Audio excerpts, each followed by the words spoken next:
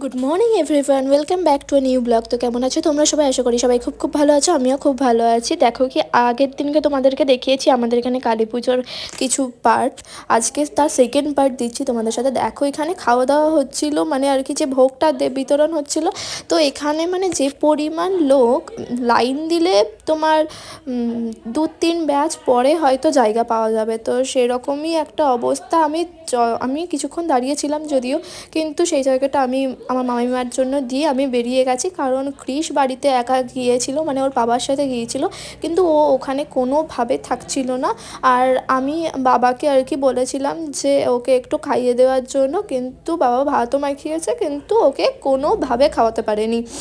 তো তার জন্য ও যেহেতু কান্নাকাটি করছিল আমাকে আসতেই হয়েছে। আমি ফিরে গেছি। আমি যেখানে লাইন দিয়েছিলাম সেখানে মামিমা আর মামিমার মেয়ে ওকে সম্প্রীতাকে বসিয়ে দিয়ে, মানে তখনও বসতে পারিনি, ওরা রেখে দিয়ে চলে এসেছি। আর দেখো কি আমি শাড়িটা পরে এরকমভাবে সেজেছিলাম, যদিও এটা বাড়ি ফিরেছিলাম যখন তখনকার দেখাচ্ছি আর কি।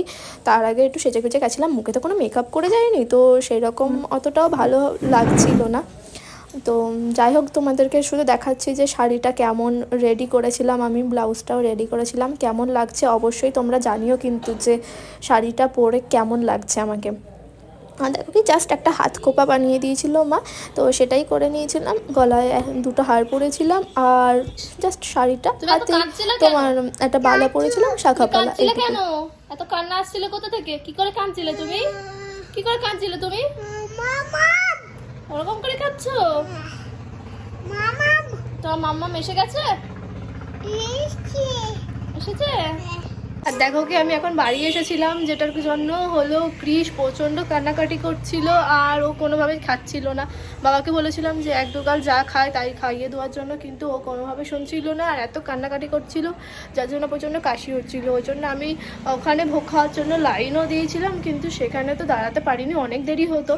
আর তার মধ্যে ও যেহেতু এত কান্নাকাটি করছে, তো আমি চলে এসেছি। আর দেখো না বিছানায় কী অবস্থা, মানে সব খেলনা কিনে এনেছে যেগুলো সেইগুলো, আর বাড়ির যাবতীয় যা জিনিস ও পুরো ছড়িয়ে ছিটিয়ে রেখে দিয়েছে। আর ওকে জাস্ট খাওয়ানো শেষ করলাম। খাওয়ানোর সময় একবার ওকে জিজ্ঞেস করছিলাম যে তুমি কাঁদছিলে কেন, ও জাস্ট দেখিয়েছে, তোমাদেরকে পরে দেখাচ্ছি। আর চলো আজকের ব্লগগুলো তো আমি একটু ছোটো ছোটো করে অবশ্যই তোমাদের সাথে শেয়ার করব, কখন কোন পার্টে কী থাকবে আমার জানা নেই যদিও। তো চলো পুরো ব্লগটা কিন্তু অবশ্যই দেখতে থাকো, অনেক কিছু দেখানোর বাকি আছে এখনও। এখন যাবো কৃষের বাতাসা মানসিক ছিল ওজনের, সেটা দেবো, আমরা দেবো, আমাদের মানসিক আছে সেটা দেবো, বাবা মানসিক করেছিল কৃষের জন্য, বাবা সেটা দেবে, সব মিলিয়ে অনেক ব্যাপার আছে। চলো এখনকার মতো টাটা।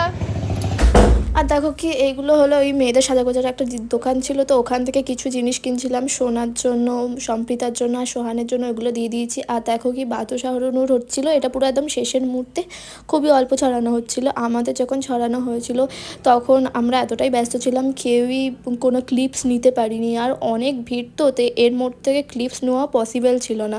আর তারপর ক্রিসকে ওর পাপা নিয়ে বাড়ি চলে এসেছিলো, আমরা টুকটাক একটু মেলা ঘুরে এসেছিলাম। তো দেখো এখানে অনেক সুন্দর একটা দোকান বসেছিল, যদিও আমি কিছু কিনিনি। আর এখানে ক্রিসের যাবতীয় যা খেলনাগুলো আজকে মেলাতে কেনা হয়েছিল সেগুলোই আছে, বাকি যেগুলো ভাঙা হয়ে গেছে সেগুলো আর নেই এখানে। তো চলো আজকে আমার ব্লগসটা এখানেই শেষ করছি, এখনকার মতো বাই। আর হ্যাঁ, এখানেই ডালা নিতে এসেছিলাম ঠাকুরের, যেগুলো আমরা দিয়েছিলাম সকালবেলা, তো সেইগুলোই এখানে নিতে এসেছিলাম। রাত তখন 11:30।